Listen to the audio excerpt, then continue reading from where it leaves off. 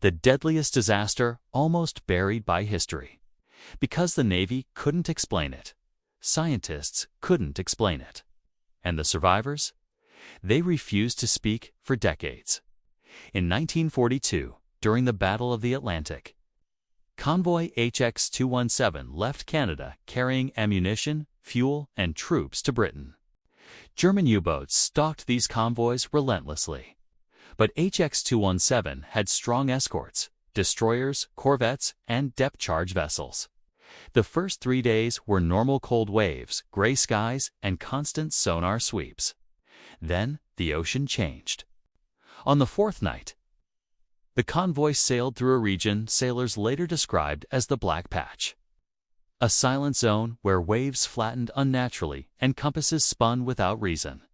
Radio static overwhelmed every frequency. No stars, no moon. Just darkness. At 2 a.m., the lead destroyer detected movement. A torpedo. A U-boat rising. No something stranger. The sonar operator said the contact was longer than any submarine and moving like no vessel built by men.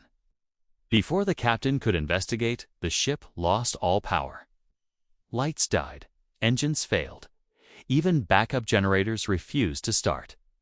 Then the attacks began.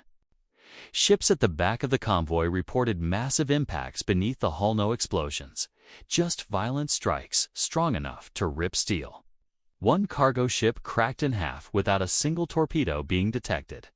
Another took damage below the waterline in a shape engineers later described as a curved crush, as if squeezed. The Navy blamed U-boats. But the Germans had no submarines within 200 miles that night. At dawn, everything stopped. The black water returned to normal. Radios worked again, and sonar detected nothing. The official report called it structural failures in heavy weather. But the survivors told a different story. Something hunted the ships that night. Something that moved beneath them without ever breaking the surface. When the war ended, the incident was buried. Documents were sealed, testimonies classified. HX-217 became just another convoy number. Now the files were finally released in 1998. Inside those files were drawings. Made by the sonar operator, a massive shape, 200 meters long, cylindrical, smooth, silent, not a U-boat, not a whale. Not anything known. Whatever moved beneath HX-217 didn't come from an enemy nation. It came from the deep.